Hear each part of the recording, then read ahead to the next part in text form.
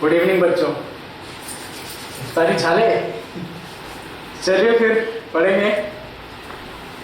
सुबह इलेक्ट्रोस्टैटिक पढ़ा था बट वो रोजे की वजह से सुबह एनर्जी बहुत लॉस हो जाती है, तो अब शाम को लेक्चर बनाते हैं।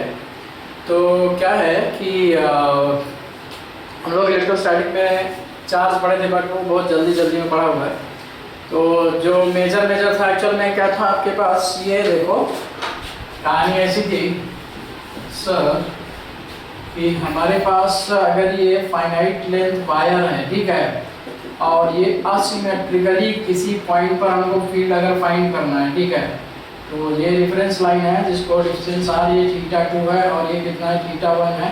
तो यहाँ पे Ex मिलता था और क्या मिलता था, Ey मिलता था। अरे हाँ के ना, तो Ex इक्वल टू होता था बच्चों k lambda, charge density lambda है यहाँ पे, ठीक है। तो k lambda by R cos θ2 minus cos θ1 होता था और Ey बराबर होता था k लैम्डा बाई आर, और ये होगा आपके पास sin θ1 प्लस sin θ2 होता था, ठीक है। और हमने एक ऐसा भी आपको लिया था, याद है होगा आपके पास, कि अगर मान लो ये पॉइंट यहाँ से ऐसा डिस्टेंस पे है तो ये आपका हो गया और इधर पे हो गया, तो ये मान लो आपके पास ये क्या हो गया, ये θ2 हो गया और ये θ1 हो गया। तो θ2 क्या लेगा, पॉजिटिव लेगा, और θ1 क्या लेगा, नेगेटिव लेगा। समझे बात को। तो यहाँ पे मिलेगा Ex बराबर k lambda by R cos θ2 minus cos θ1, तो ऐसे रहेगा क्योंकि cos माइनस थीटा कितना होता है, cos थीटा ही होता है ना बे, ठीक है।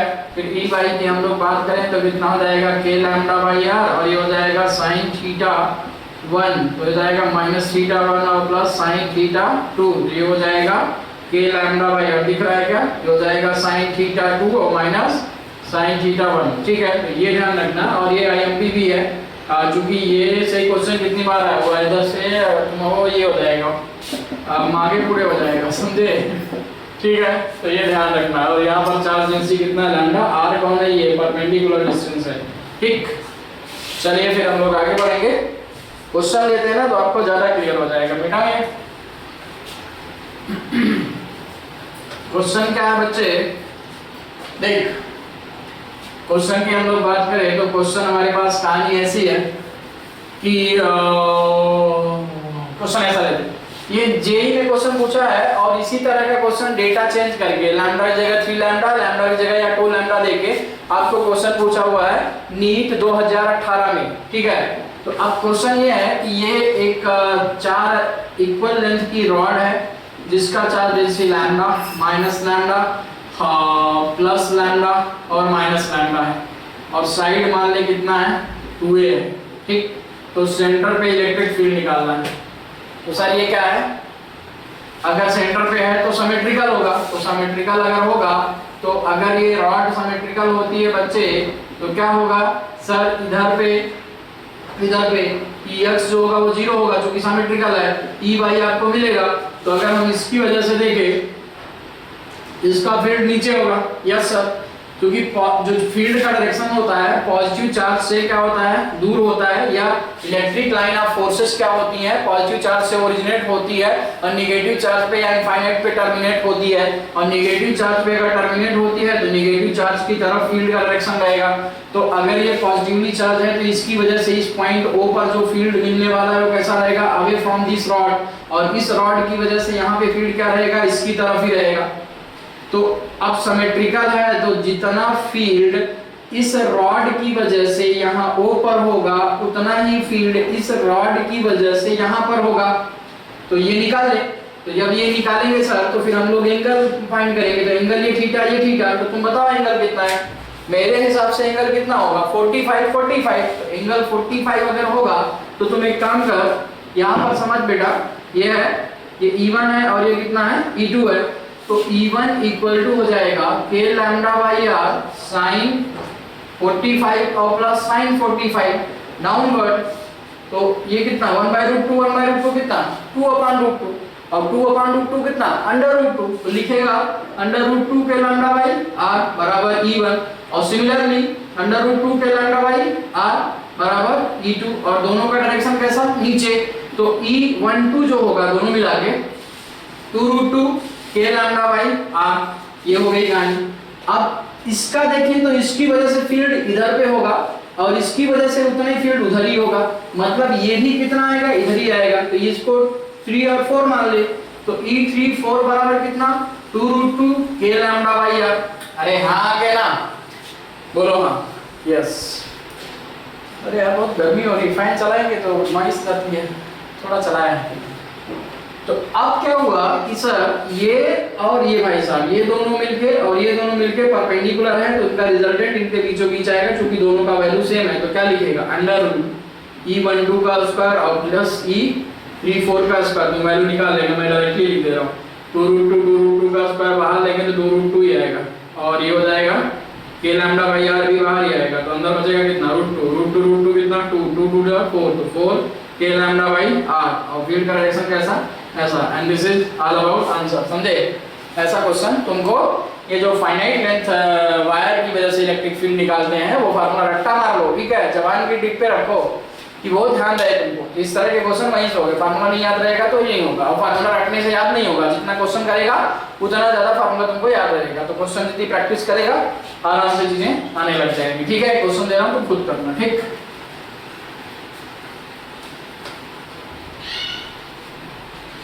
लिखे R की जगह वहां पे, अब ये था साइड कितनी थी आपके पास, 2a थी, तो R बराबर कितना वहां पे हो जाएगा, a हो जाएगा। लास्ट क्वेश्चन में देख लेना, ठीक।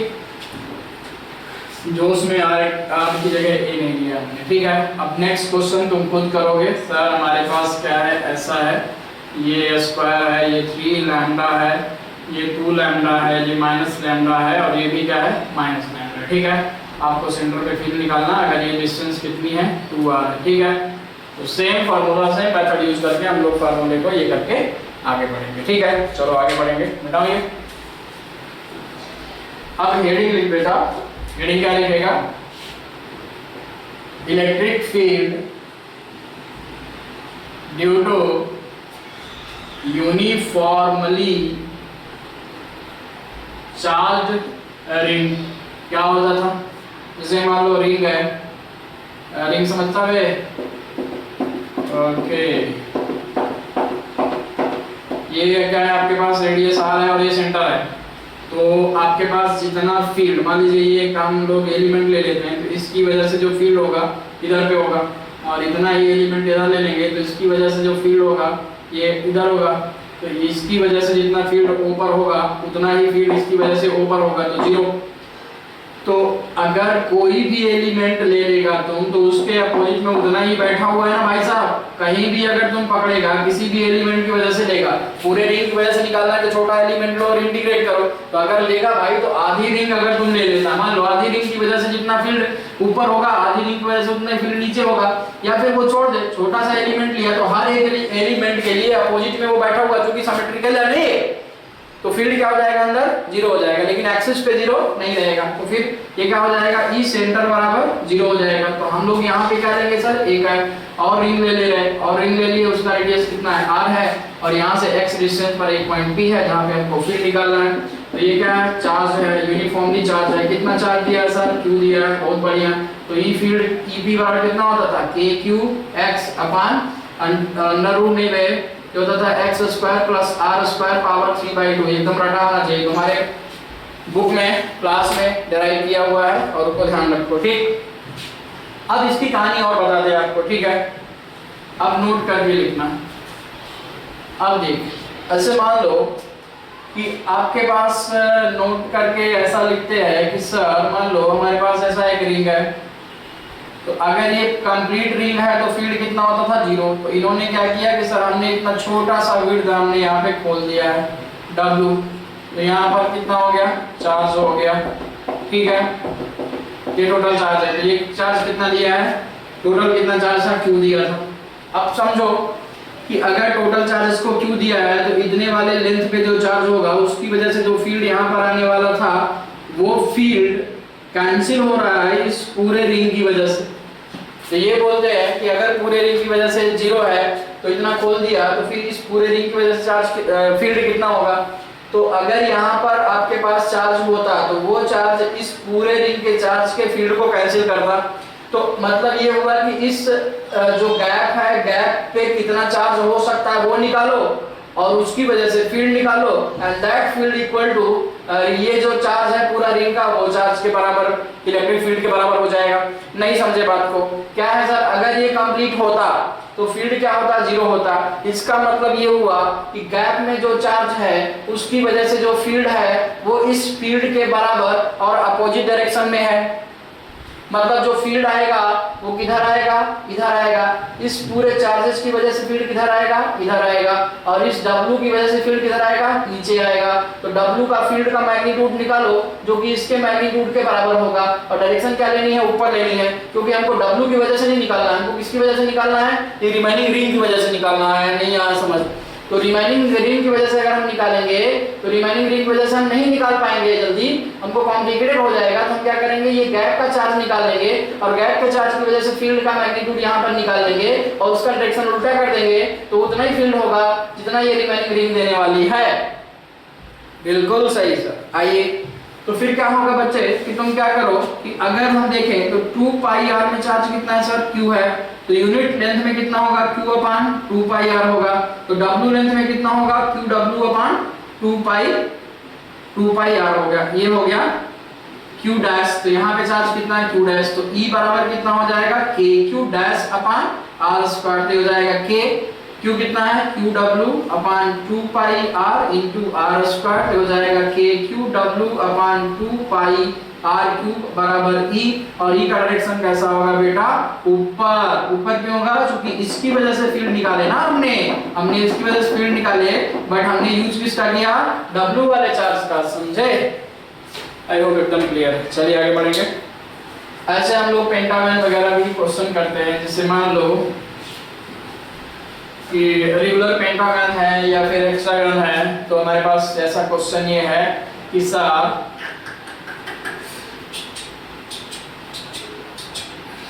नहीं बना सही है ना, ऐसा है और ये ऐसा, ठीक, सब साइड बराबर है। ए हालांकि दिख नहीं रही है, ए ठीक है, ये सेंटर है। यहाँ पे चार्ज Q रखा है, यहाँ पे Q रखा है, यहाँ पे Q रखा है, यहाँ पे Q, यहाँ पे Q। तो यह सेंटर पे जो फील्ड होगा वो कितना हो जाएगा, 0 हो जाएगा। अगर एक चार्ज यहाँ से इसने हटा लिया, अगर ये चार्ज को हमने क्या कर दिया, REMOVE कर दिया, ठीक है, रिमूव कर दिया। जब रिमूव कर दिया तो अब क्या मतलब समझेगा क्या कि सर अगर ये चार्ज होता था तो फील्ड 0 था। इसका मतलब ये हुआ कि इन चार की वजह से जो फील्ड है वही फील्ड इसके अकेले की वजह से है। तो पूछ क्या रहा है कि अगर ये नहीं है तो इन चार की वजह से फील्ड क्या आएगा, तो इन चार की वजह से फील्ड निकालने की जगह क्या करो, इसकी वजह से फील्ड निकाल दो। तो इसकी वजह से फील्ड का मैग्नीट्यूड कितना हो जाएगा, ये मान लो डिस्टेंस r है, तुम डिस्टेंस निकालते रहना। तो KQ अपान R स्क्वायर बराबर E, ठीक है। और इस चार्ज, अगर ये चार्ज होता तो इस चार्ज की वजह से फील्ड कितना इधर होता, इधर होता, लेकिन हमको इस चार्ज की वजह से नहीं निकालना है, वो तो हमको मैग्नीट्यूड निकालना था, इसलिए हमने इसका यूज कर लिया। हमको इन चार्जेस की वजह से फील्ड निकालना है, तो इसकी वजह से जितना अपोजिट में होगा तो बाकी की वजह से उतना ही इसकी डायरेक्शन में होगा। तो फील्ड का जो डायरेक्शन होगा किधर होगा, इधर होगा, ऐसा होगा, और ये आएगा कितना, KQ स्क्वायर बाई R आएगा, ठीक है। अब समझ बात को कि मान लो हमारे पास पेंटागन ही है, ठीक है, पेंटागन ही है। पेंटागन ऐसा है तुम्हारे पास, और ये क्या बोल रहे हैं, इसका एक्सिस पे x डिस्टेंस पे बताओ, सेंटर पे तो तुमने 0 बता दिया, बताओ इसके एक्सिस पे, इस पेंटागन के एक्सिस पे इलेक्ट्रिक फील्ड कितना है। तो क्या लिखेगा, ये इसको मानेगा कि these 5 Q charges are distributed on the ring, ठीक है, जो कि इनके वर्टाइसेस को मिला रही है। तो अब क्या फॉर्मूला लगाएगा, वही रिंग वाला। तो कितना हो जाएगा, KQX upon distance under root x square और प्लस यहाँ से डिस्टेंस ये मान लो r वर्टेक्स का डिस्टेंस कितना रहेगा, r ही रहेगा, वो तुम निकालते रहना। तो r स्क्वायर और पावर कितना 3/2। तो Q कितना रखें, 1 2 3 4 5, तो कितना रखेगा 5Q रखेगा। तो लिखेगा 5KQX अपान x square plus r square power 3/2। समझे, ये ध्यान रखना। अब चलो एक चीज और दिखा देते तुमको, आओ। जैसे मान लीजिए आपके पास हेक्सागन है, हेक्सागन बनेगा क्या, अच्छा ठीक है, Q है, Q है, Q है, Q है और Q है और Q है, और ये यहाँ से इससे x डिस्टेंस पर इस हेक्सागन के एक्सिस पे हमको क्या निकालना है, इलेक्ट्रिक फील्ड। क्योंकि इसके सेंटर पे तो 0 है, क्यों? क्योंकि सर इसकी वजह से जितना है तो इसकी वजह से उतना, जितना इसकी वजह से उतना इसकी वजह से, जितना इसकी वजह से उतना इसकी वजह से, तो कितना हो जाएगा E बराबर 0। बट एक्सिस पे 0 नहीं रहेगा तो क्या लिखेगा, E बराबर k qx अपान ये डिस्टेंस कितना है r है, यहाँ से वर्टेक्स से लेके सेंटर तक का डिस्टेंस कितना r है, तो x square plus r square power 3/2। तो यहाँ कितना रखेगा, यहाँ कितना रखेगा, कितना 6q, तो हो जाएगा 6q। तो E बराबर कितना हो जाएगा 6kqx upon x square plus r square power 3/2। I hope आपको तो रिंग का एकदम क्लियर है। तो अब तो रिंग का क्या पता, पूछे ना पूछे, पता चला इनपुट टिका दिया तो तुम्हारी वाट लग जाएगी। ठीक है, ठीक है, सन्नाटे में चल जाएगा, तो सन्नाटे में जाने की जरूरत नहीं है। तो ऐसा अगर रेगुलर पॉलीगन दिया है आपको, अब आपको उसके एक्सिस पे फील्ड पूछ रहा है, तो हमको फार्मूला किसका लगाना है, रिंग का लगाना है, और डिस्टेंस r क्या लेनी है, एक वर्टेक्स से सेंटर की डिस्टेंस लेनी है। सिमेट्रिकल पॉलीगन है आपके पास, ठीक है। तो ये आपके पास सिमेट्रिकल ही है ना, हाँ ठीक है, ये आ रहा है, ये भी आ रहा है, ये भी आ रहा है, ये भी आ रहा है, ये भी आ रहा है, ये सबके डिस्टेंस वर्टाइसेस से कितने हैं, r है। तो r की जगह क्या ले लेगा, सेंटर से वर्टेक्स का डिस्टेंस लेगा, r की जगह लेगा, और वही फार्मूला यूज करेगा kqx अपान x square plus r square power 3/2। ठीक है, चलो फिर हम लोग आगे बढ़ेंगे, मिटाएंगे। इस पर क्वेश्चन कहां से आता है, आप समझना बात को। क्वेश्चन और अच्छा दे देते तुमको। देख, ये मान लो कि तुम्हारे पास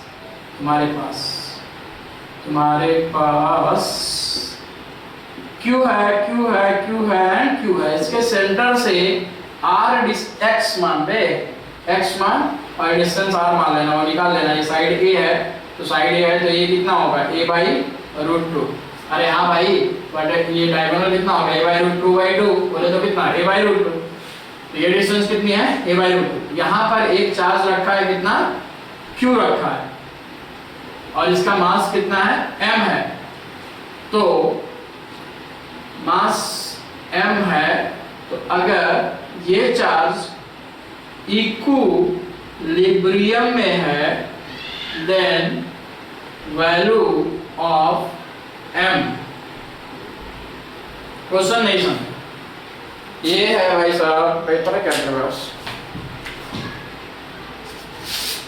देख ये मान लो स्क्वायर है, स्क्वायर के चारों कोनों पे क्या रखा हुआ है, चार्ज रखा हुआ है। स्क्वायर के चारों कोनों पे क्या रखा हुआ है, चार्ज, 1 2 3 4, और इससे परपेंडिकुलर एक्स डिस्टेंस पे एक दूसरा चार्ज स्मॉल q रखा हुआ है। अगर वो चार्ज इक्विलिब्रियम में है, अगर वो चार्ज इक्विलिब्रियम में है तो उसका मास कितना है। इसका मतलब क्या हुआ सर, मास ये, इसका मतलब ये हुआ कि इसके नीचे लग रहा होगा कितना, mg लग रहा होगा, और इन चार्जेस की वजह पे यहाँ पे फील्ड होगा, तो फोर्स लग रहा होगा कितना, QE। इसका मतलब ये हुआ कि अगर ये इक्विलिब्रियम में है तो QE बराबर कितना होगा सर, mg होगा। तो QE बाई g बराबर कितना, m, and that is answer. तो E कितना है सर, E वही, क्या करो कि वही इसको रिंग मानो, और कितना हो जाएगा, E बराबर 4kqx अपान x स्क्वायर प्लस a/√2 का होल स्क्वायर, a²/2 लिख ले, a²/2 का पावर 3/2। तो आंसर हो जाएगा m = 4kqx upon g into x square plus a²/2 power 3/2, and this is answer. नहीं आया, समझे बे? तो क्वेश्चन अगर ऐसे आएंगे तो हम लोग इसको ऐसे सॉल्व कर लेंगे, ठीक। आइयो, ये थोड़ा थोड़ा क्लियर हुआ है तुमको, है ना। चल आगे बढ़ते हैं, ठीक है, मिटाओगे।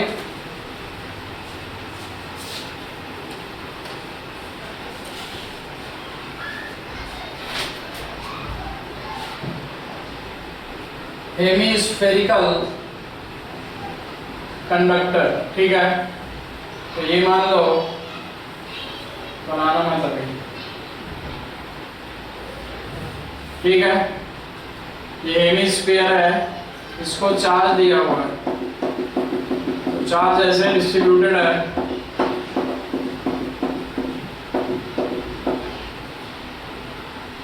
तो फील्ड कैसा आएगा, बाहर आएगा यहाँ पे।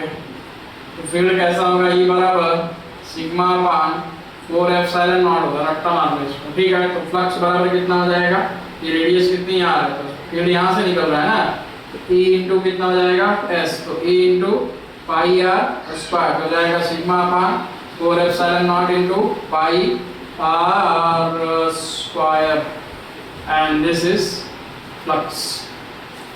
समझे, ध्यान रखना। चलिए आगे बढ़ते हैं। अब नेक्स्ट स्टडी लिख बेटा, इलेक्ट्रिक फील्ड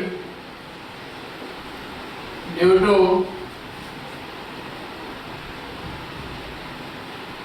कंडक्टिंग शीट, ठीक है। तो मान लीजिए आपके पास एक ऐसा कंडक्टिंग शीट है जिसका थिकनेस ना के बराबर है। थिकनेस ना के बराबर मतलब थिकनेस बहुत कम है, ठीक है।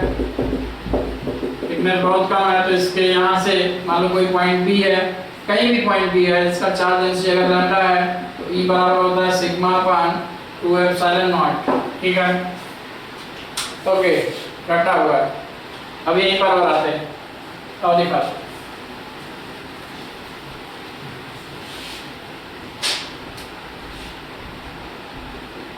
इलेक्ट्रिक फील्ड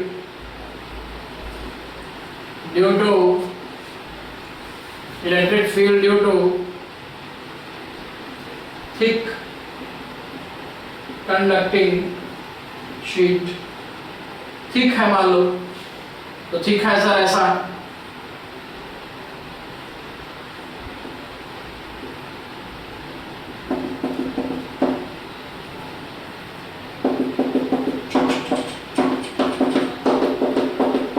ठीक।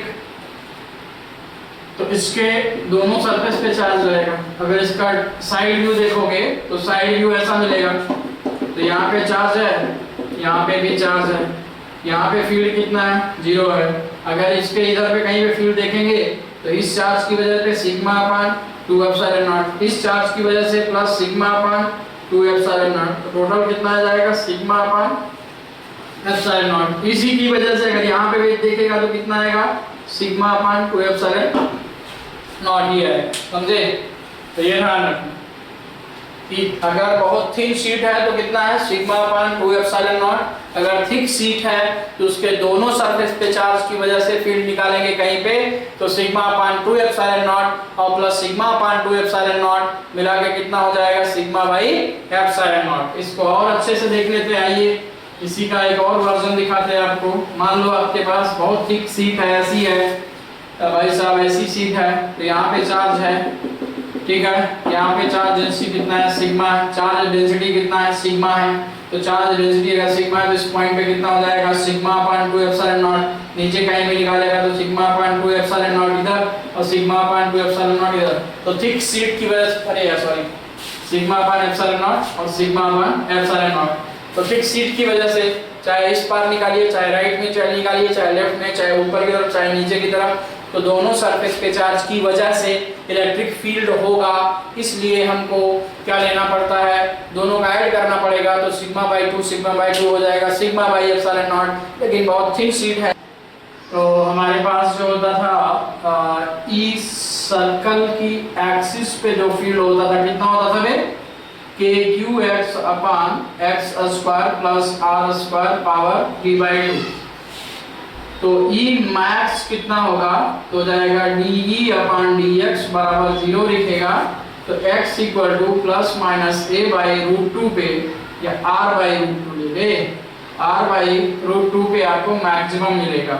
तो E मैक्स मिलेगा कितना, तो E मैक्स मिलता है 2kq upon under root 27 r square, ठीक है।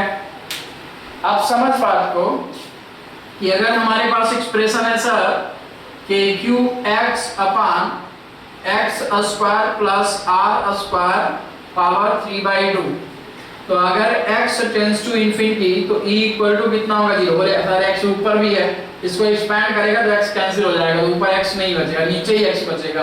तो जब नीचे x बचेगा तो नीचे इंफिनिटी होगा, तो पूरी वैल्यू क्या होने वाली है जीरो होने वाली है, तो मतलब इन्फिनिटी पे जीरो रहेगा। और ई इक्वल टू अगर हम देखें x इक्वल टू जीरो तो भी आपका जीरो है। और मैक्सिमम कहाँ कितना आ रहा है, यहाँ पे आ रहा है। कहाँ पे मैक्सिमम आ रहा है, यहाँ पे।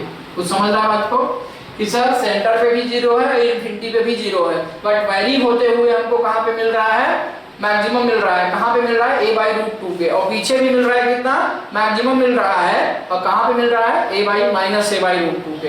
तो उसका ग्राफ देख लेते हैं और मैक्सिमम वैल्यू तुमको याद रखना है, ठीक है। तो आइए दिखाते हैं आपको। ये इस तरह से क्वेश्चन है, ऐसा क्वेश्चन का ग्राफ है। और ये क्या है, आपका x है। तो ये ग्राफ कुछ आपको ऐसा मिलता है। और ये x इक्वल टू कितना है, +r/√2। और ये कुछ ऐसा मिलता है। और यहाँ पे मिलता है x इक्वल टू -r/√2। और ये जो मैक्सिमम वैल्यू होती है ना, ये होता है 2kq/27r² का √2। समझे, ध्यान रखना। चलो आगे बढ़ेंगे हम लोग बच्चों। आइए दिखाते हैं। लिख electric field due to charge spherical shell. Shell का स्पेलिंग वही है, शेल। तो अच्छा, तो सर ये स्फेरिकल शेल है, इसको चार्ज देंगे तो charge resides on the surface due to mutual repulsion की वजह से चार्ज कहाँ पे जाएगा, सरफेस पे जाएगा।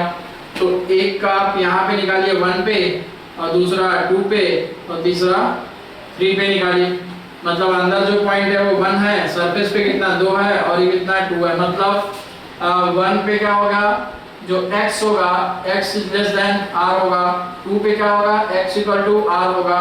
3 पे क्या होगा, x r होगा। ये होगा आपका इनर, ये होगा सरफेस, ये होगा आउट, ठीक है। तो अब हम पहले E1 ही निकाल लेते हैं। तो जब E1 निकालेगा तो अंदर एक भी चार्ज नहीं है, लेकिन हो सकता है सर इस चार्ज, हो सकता है क्या होगा ही, इस चार्ज की वजह से यहाँ पे फील्ड होगा। तो जितना चार्ज इस एलिमेंट में है तो उसकी वजह से फील्ड, मान लो कुछ भी आ रहा है यहाँ पे, तो उतना ही चार्ज इस एलिमेंट के सामने उतना बड़ा एलिमेंट है, तो उतना बड़ा एलिमेंट है तो इस एलिमेंट की वजह से इस पॉइंट O पर जो फील्ड होगा इधर आएगा, तो ये एक दूसरे को कैंसिल कर देगा। और ये पूरे सरकमफेरेंस के हर एक पॉइंट पे होगा। सरकमफेरेंस का ये तो आपका क्यूब ये है ना, स्फेरिकल शेल है, तो हर जगह पे उतने आपके पास एलिमेंट मिलेंगे। हर एक एलिमेंट के अपोजिट में एक एलिमेंट रहेगा, तो वो क्या करेगा, एक दूसरे के फील्ड को जीरो कर देगा। तो अंदर फील्ड कितना मिलेगा, जीरो। जैसा ग्रेविटेशन में भी हम लोगों ने पढ़ा, सेम कहानी है। जब ग्रेविटेशनल फील्ड निकालते हैं स्फेरिकल शेल की वजह से, या सॉलिड की वजह से, अलग था। तो हम लोग E2 की बात करेंगे तो कितना हो जाएगा, डायरेक्टली kq/r², क्योंकि टोटल चार्ज हम कहाँ पे कंसीडर करते हैं, सेंटर पे। और जब हम E3 की बात करेंगे तो r की जगह x हो जाएगा, तो कितना हो जाएगा, kq/x²। अब इसके बीच ग्राफ बनाना है, तो ग्राफ बना दो। सर ये x है और ये आपके पास E है, ये सेंटर है, ये x = r है। तो r पे कितना फील्ड है सर, r पे फील्ड है हमारे पास कितना, kq/r²। लेकिन यहाँ पर फील्ड नहीं है, फिर उसके बाद फील्ड क्या हो रहा है, ऐसे वैरी हो रहा है, E = 1/x²। तो ये डॉटेड लाइन है, स्मूथ लाइन नहीं है। तो ये ध्यान रखना, आपको ग्राफ ऐसे मिलेगा। ये डॉटेड लाइन है, ये बस बता रहा है कि फील्ड x = r पे है, और यहाँ पे बाकी पे कितना है, 0 है। तुम चाहो तो इसको ऐसा स्फीयर भी बना के देख सकते हो। सेंटर को क्या मानो, ओरिजिन मान लो, ठीक। चलो आगे बढ़ेंगे।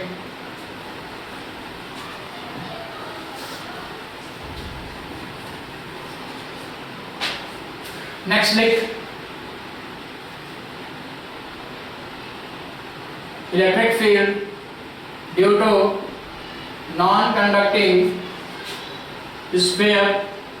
वो क्या था, कंडक्टिंग स्फीयर था, ये नॉन कंडक्टिंग स्फीयर है। कोई स्फेरिकल शेल भी होता है या सॉलिड स्फीयर भी होता है, वो भी अगर कंडक्टिंग है तो total charge resides on the surface. तो टोटल चार्ज कहाँ पे जाएगा, सरफेस पे जाएगा। तो अंदर इलेक्ट्रिक फील्ड 0 ही होने वाला था। तो ऐसा कंफ्यूज नहीं होना कि सॉलिड शेल लिया है, अगर सॉलिड स्फीयर लेंगे कंडक्टिंग तो क्या होगा, अगर सॉलिड स्फीयर कंडक्टिंग लेगा तो भी वही केस बनेगा। लेकिन इंसुलेटिंग अगर स्फीयर लेगा या आपके पास नॉन कंडक्टिंग स्फीयर लेगा, वो कहानी क्या बनेगी, अलग दिखा देते हैं। ये मान लो आपके पास कैसा है, किसी की नजर लग गई है मुझे, मतलब मेरा स्फीयर इतना मस्त लगता था। लेकिन अब नहीं बन रहा है, किसने बदल लगाया है? ऐसा नहीं, ठीक। ये चार्ज कहाँ पे है? क्योंकि ये नॉन कंडक्टिंग इंसुलेटर है तो बॉडी में हर जगह पे आपके पास चार्ज रहेगा, ठीक है। ये सरफेस पे बनाने की जरूरत है, ठीक है। तो बॉडी में हर जगह पे चार्ज रहेगा। तो ये आपका मान लीजिए कितना है, रेडियस आ रहा है, ठीक है। दूसरे कलर का है क्या अपने पास मार्कर? ये भी वही है। तो अब क्या कर बेटा, यहाँ पर एक पॉइंट ले ले 1, यहाँ पर 0.2 और यहाँ पर 0.3 ले लिया, ठीक है। तो अंदर वाले पे हम देखें तो अंदर यहाँ पर जो फील्ड होगा, ये जितना चार्ज हमने ऐसा बनाया हुआ इस चार्ज की वजह से फील्ड होगा, और यहाँ पे टोटल चार्ज की वजह से फील्ड होगा, और यहाँ पर भी टोटल चार्ज की वजह से। मतलब 1 पे क्या है, x is less than r, 2 पे क्या है, x बराबर r, 3 पे क्या है, x is greater than r, है ना। तो ये आपके पास इनर सरफेस है, ये सरफेस है, ये आउटर सरफेस, ठीक। आउट है या सरफेस से दूर है या स्फीयर से दूर है। अब समझ, अगर अंदर निकालेगा तो टोटल स्फीयर में चार्ज कितना है, q है, तो इतने से में कितना होगा, तो वॉल्यूम से कंपेयर कर दे तो हमारे पास 4/3 पाई r क्यूब में चार्ज कितना है, q। तो यूनिट वॉल्यूम में होगा कितना, q/4/3 पाई r क्यूब। तो फिर इसका वॉल्यूम मान ले x है, रेडियस, तो इसका वॉल्यूम कितना हो जाएगा 4πx क्यूब। तो इसमें हो जाएगा q डैश, तो q डैश होगा q/4π r क्यूब इंटू 4/3 है वे पाई x क्यूब। इसने इसको मारा तो q डैश बराबर कितना हो जाएगा, k क्यूब की। ओ समझे, तो q डैश मिल गया। अब फील्ड निकाल दे, तो E1 निकालना है सर, तो E1 बराबर कितना हो जाएगा, k क्यूब x क्यूब अपान r cube into x square. इसने इसको मारा तो E1 बराबर हमको मिला सर k क्यू एक्स अपान r क्यूब, ठीक है सर। अगर हम यहाँ पर रो के टर्म में निकालें तो रो बराबर q/4/3 पाई r क्यूब। तो q की जगह रो इंटू 4, तो ऐसा लिख सकता है E1 बराबर रो अपान 3 एप्सिलॉन नॉट, चेक कर लेना तुम क्या, रो x अपान E1 बराबर क्या हो जाएगा, अगर स्फीयर है, सॉलिड है, टोटल चार्ज यहाँ पर है, यहाँ पर वॉल्यूम चार्ज डेंसिटी होगा, तो वॉल्यूम चार्ज डेंसिटी कितना होता है, q upon volume that is rho x upon 3 epsilon not होगा। क्या करना है, q की जगह रो पुट करना है, कैसे पुट करना है तुम चेक कर लेना, ठीक। तो यहाँ से हमको मिल गया ये एक k q x अपान ये मिला r क्यूब, ठीक है। अब हमारा काम क्या है सर, हम E2 निकाल लेते हैं और E3 निकाल लेते हैं, फिर ग्राफ बना देते हैं। तो E1 बराबर हमारे पास E2 मिल गया, E2 हो जाएगा k क्यू अपान r स्क्वायर, और जो E3 होगा वो कितना हो जाएगा, k क्यू अपान r की जगह x रख दे, ठीक। आइए ग्राफ बना देते हैं। ग्राफ बनाएंगे तो सर ये x है और ये कितना है, E है। यहाँ पर x बराबर कितना r है, तो x बराबर r के पहले तक जो E1 है वो डायरेक्टली प्रोपोर्शनल टू क्या है, x है। मतलब हमको क्या मिलेगी, स्ट्रेट लाइन मिलेगी। तो स्ट्रेट लाइन मिलेगी, हमने स्ट्रेट लाइन बना दिया। और यहाँ पे कितना है आपके पास, k/r स्क्वायर मैक्सिमम है, ये x = r पे। फिर उसके बाद क्या हो रहा है, ऐसे इनवर्स रिलेशन है, तो E proportional to 1/x square है। तो ऐसे हम ग्राफ बनाएंगे, समझे। चलिए हम लोग आगे बढ़ेंगे, मिटाओगे।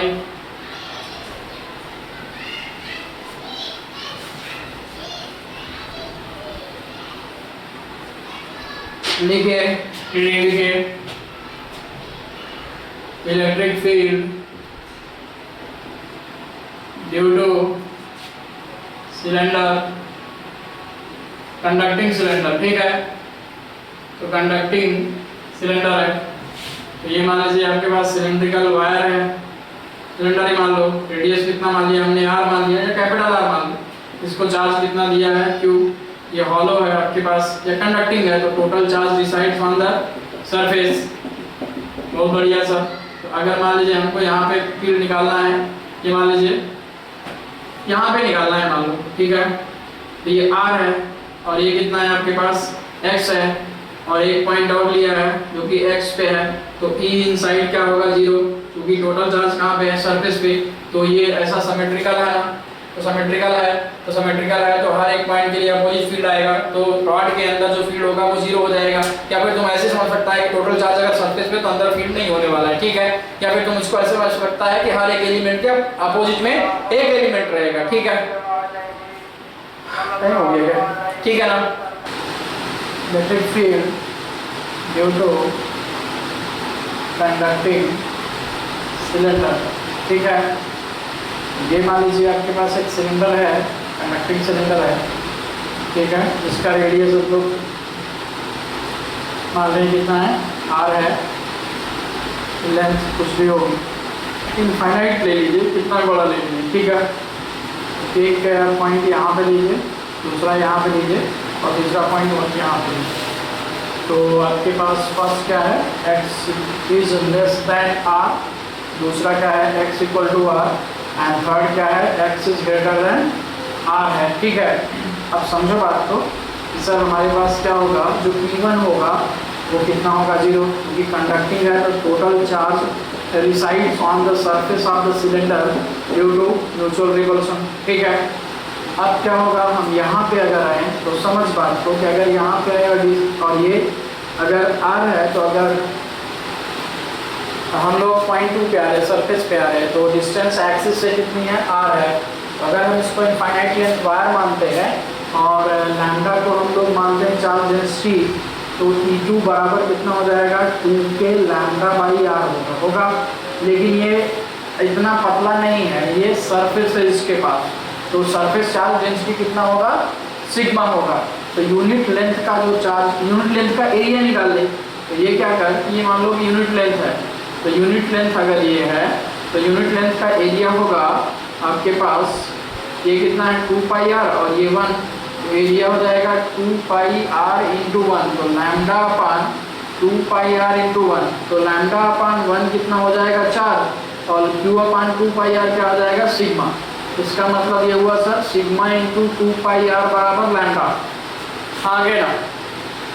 तो हम फिर इसको क्या लिख देंगे, यहाँ पे लैम्डा की वैल्यू लिख दो, तो E2 बराबर हो जाएगा 2k into sigma into 2 pi r और अपान आर में आर को मार दिया, तो E2 बराबर कितना हो जाएगा 4 पाई k सिग्मा, तो k का वैल्यू रख दें, k कितना हो जाएगा 4 पाई एप्सिलॉन नॉट, 4 पाई में 4 पाई को मार दिया, तो E2 बराबर कितना आया, सिग्मा अपान एप्सिलॉन नॉट। तो अब समझो कि अगर बहुत बड़ी शीट है या बहुत बड़ा कंडक्टिंग रॉड है आपके पास, जो फील्ड होगा इस सरफेस और इस सरफेस दोनों की वजह से होगा, तो इस सरफेस की वजह पे होगा कितना, सिग्मा बाई 2 एप्सिलॉन नॉट, और इस सरफेस की वजह होगा सिग्मा बाई 2 एप्सिलॉन नॉट, तो टोटल कितना हो जाएगा, सिग्मा बाई एप्सिलॉन नॉट। तो ध्यान रखना है कि जब भी थिक मेटल बॉडी रहेगा उसकी वजह से उसके सरफेस पे या उसके सरफेस से दूर आपके पास electric field sigma by epsilon naught ही मिलेगा। वो बॉडी के शेप पर डिपेंड नहीं करेगा, या यहाँ पर फिक्स सीट तुम रखता है ऐसा तो भी इतना ही मिलता, और फिक्स सिलेंडर रखा हुआ है तो भी इतना ही मिल रहा है, तो जितना सरफेस पे उतना इधर भी रहेगा और उतना ही आगे रहेगा। बट ये कंडक्टिंग होना चाहिए, तो चाहे यहाँ पे प्लेट रखेगा या शीट रखेगा या सिलेंडर रखेगा, इतना ही मिलेगा। तुमको प्रूफ करके मिल गया है। यहाँ थोड़ा कंफ्यूजन है, मैं फिर से समझा देता हूँ। यहाँ पर हमने क्या किया है सर, हमने लैम्डा को रिप्लेस किया सिग्मा से, तो लैम्डा क्या होता है, चार्ज पर यूनिट लेंथ होता है, सिग्मा क्या होता है, चार्ज पर यूनिट एरिया होता है। तो यूनिट एरिया निकाल ले, तो यूनिट एरिया निकल गया ये, तो यूनिट एरिया जब ये निकला तो 2 अपान 2 पाई आर इंटू 1 लिखेगा। तो लैम्डा क्या है, charge per unit length, Q ये जो होगा आपके पास, तो ये हो गया कितना, लैम्डा बाई 1 जो हो गया, ये क्या हो गया, क्यू हो गया, पर यूनिट लेंथ हो गया। तो ये क्या हो जाएगा आपके पास, लैम्डा बाई 2 पाई आर, तो लैम्डा बाई 2 पाई आर क्या होगा, सिग्मा, तो lambda equal to sigma into 2 pi r. तो लैम्डा की जगह हमने क्या रख दिया, और वो जो अपना फंडामेंटल फार्मूला था वही, तो लैम्डा की वैल्यू रख दी है, तो सिग्मा बाई एप्सिलॉन नॉट मिला है। तो जो सरफेस पे रहेगा वही बाहर रहेगा, अंदर क्या रहेगा, जीरो रहेगा, क्योंकि सिमेट्रिकल है।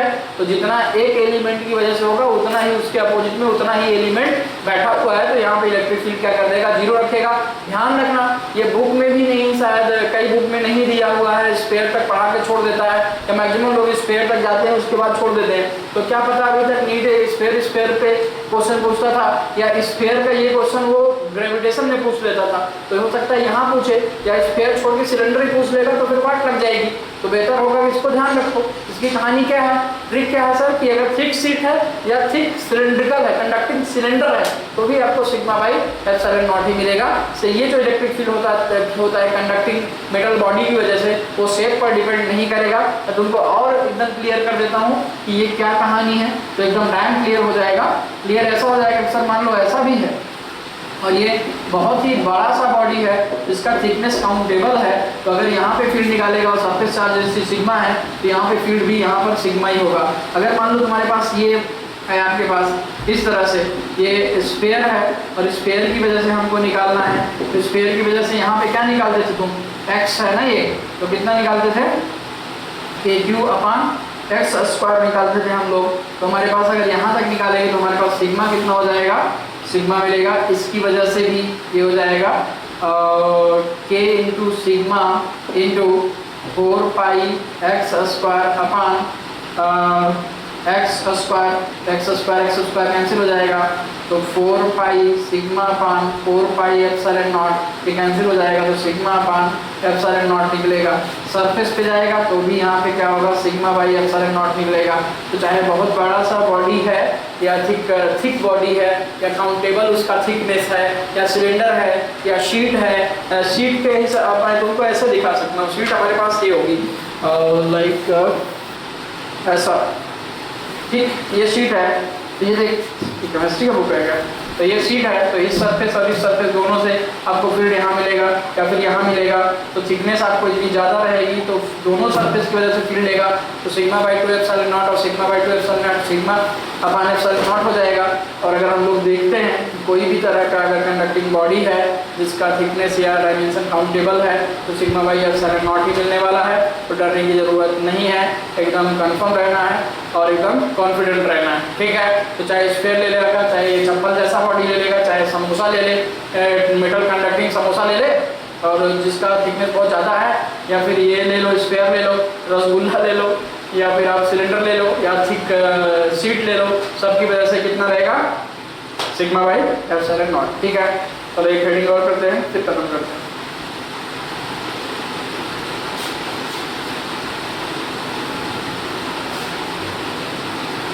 अब लिख electric field due to insulator cylinder, ठीक है। एक सिलेंडर है आपके पास इस तरह से यहाँ पर, और इसका रेडियस हमने मान लिया है कि सर यहाँ पे R है इसका रेडियस, अच्छी बात है। टोटल चार्ज देंगे तो कहाँ पे जाएगा, इसके बॉडी में जाएगा क्योंकि इंसुलेटिंग कंडक्टर है, हो गई। तो हमारे पास यहाँ पर ऐसे 3 पॉइंट मान लो, ये 3 है, ये 2 है, और ये कितना है 1 है, तो 1 कितना है, x लेस देन r है, 2 कितना है, ये बहुत बोर मारता होगा लेकिन ये करना पड़ेगा तुमको, ठीक है। x ग्रेटर देन r है, तो जो E1 होगा इलेक्ट्रॉन मार लो, तो ये हो जाएगा रो चार्ज डेंसिटी होगा, तो हो जाएगा रो x अपान एप्सिलॉन नॉट, ठीक है, r, और E2 बराबर आपके पास है ये ऐसा है, तो x की जगह क्या रख देगा, r रख देगा, तो हो जाएगा rho r upon epsilon naught, ठीक है।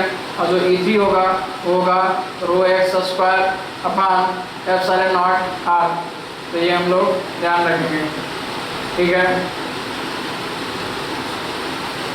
ये ऐसा है रो r square upon epsilon naught x, ठीक है। ये हम लोग सीधे सीधे, क्योंकि क्या होगा x बराबर जब r रखेगा यहाँ पे तो क्या हो जाएगा, r ऊपर से कैंसिल हो जाएगा, तो सरफेस पे रो r अपान एप्सिलॉन नॉट, बाहर कितना होगा rho r square upon epsilon naught x होगा, और ये कितना हो जाएगा रो x अपान कितना हो जाएगा। तो यहाँ पर अगर हम देखें ये वाला सिलेंडर देखें, ये फार्मूला रख लो यार, डेरिवेशन हम नहीं करा रहे हैं और डेरिवेशन का जरूरत नहीं है, बट ये है कि ध्यान रखो उसको, ठीक है। तो ये सरफेस पे ये वाले सिलेंडर की वजह से कितना हो जाएगा आपके पास rho x upon epsilon naught, surface पे होगा rho r upon epsilon naught, क्या हुआ है x की जगह r रख दिया है, इसी बराबर हो जाएगा rho r square upon epsilon naught x, ठीक है।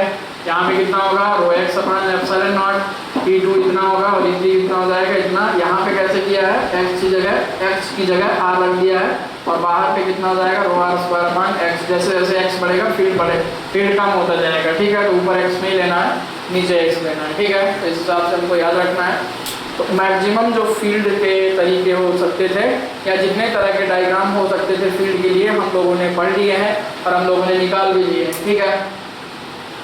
फैन थोड़ा नॉइस कर रहा है, फिर भी चलेगा, पढ़ लेते हैं, क्या कर सकते हैं। तो हमारे पास क्या है, जितना फील्ड था लगभग हमने आपको सारे रिव्यू करा दिए हैं। ये छोड़ के आपके नोटबुक में सारे डेरिवेशन मैंने कराए हुए थे, वो डेरिवेशंस देखिए, ठीक है। दूसरा यह है कि कंफ्यूजिंग मत पढ़िए या फिर उसको कंप्रोमाइज मत कर लीजिए कि हाँ पढ़ लिया है, नहीं पढ़ा है तो नहीं पढ़ा है, पढ़ा है तो अच्छे से पढ़ेंगे, ठीक है। तो पूरा सिलेबस आप कंफ्यूजन में पढ़ लिए और अपने आप को बता रहे हैं हाँ हमने सब पढ़ा हुआ है लेकिन आपको क्वेश्चन नहीं बन रहा है तो प्रॉब्लम है। तो ऐसा प्रॉब्लम नहीं है, प्रॉब्लम ये है कि आप सारे चैप्टर को ऐसे नजर मार के निकल जा रहे हैं। चैप्टर को पढ़िए अच्छे से पढ़िए, लगे तो एक दो चैप्टर छोड़ दीजिए लेकिन जो पढ़िए वो अच्छे से पढ़िए। दूसरा ये है यार कि नीट का तो अनप्रेडिक्टेबल है, नीट एग्जाम का डेट अनप्रेडिक्टेबल है। कल तो किसने भी भेज दिया था 20 मई को एग्जाम है, फेक न्यूज़ था, वो एडिटेड था। तो अब पता नहीं अगस्त में भी हो सकता है मैं ऐसे नहीं बोल रहा हूँ, कन्फर्म नहीं बोल रहा हूँ, हो भी सकता है बट जुलाई जून तो पकड़ के चलो। बट ये है कि जो भी टाइम है ये करेंगे। कल आपका पेपर है, इलेक्ट्रोस्टैटिक पे है तो उसमें कैपेसिटर नहीं है, कल मैं और पढ़ा दूंगा तो आप पेपर पे फोकस करिए। बट ये है कि इलेक्ट्रिक फील्ड है एंड इलेक्ट्रिक पोटेंशियल है, electric field and potential and flux, तीन चीज़ें हैं यहाँ पे। तो फील्ड हमने पढ़ा दिया, फ्लक्स भी हमने कोशिश करी कि लगभग हो ही गया है। क्वेश्चंस करिए मैक्सिमम, ठीक है। डाइपोल के भी क्वेश्चन करिए, अभी हम लोग इलेक्ट्रिक डाइपोल और इलेक्ट्रिक पोटेंशियल वगैरह पढ़ेंगे तो वहाँ पे डाइपोल और क्लियर कर देंगे, ठीक है। यूनिट डायमेंशन का कोई मसला ही नहीं है, कोई दिक्कत ही नहीं है, तो अच्छे से पढ़िए, कल पेपर दीजिए फिर देखते हैं क्या है। तो और इसके आगे जैसे जैसे चैप्टर जाते जाएगा मैं रिवीजन करते चला जाऊँगा। तो मैं कोशिश ये करूँगा कि जल्दी आपके पेपर के पहले रिवीजन हो जाए सिलेबस का, और अगर नहीं होता है तो जो भी जितना बचेगा वो करते चले जाएंगे। क्योंकि रमज़ान है तो रमज़ान की वजह से प्रॉब्लम है, सुबह लेक्चर बनाओ तो हालत ख़राब हो जाती है। आज सुबह के लेक्चर में एनर्जी भी नहीं थी, तो अब देखो शाम को ये कोशिश करते हैं कि मैक्सिमम लेक्चर हम लोग कंक्लूड कर लें। और मैं ये भी चाह रहा हूँ कि पूरी फिजिक्स ही पढ़ा दूँ एक बार, बेहतर रहेगा, ठीक है। Thank you.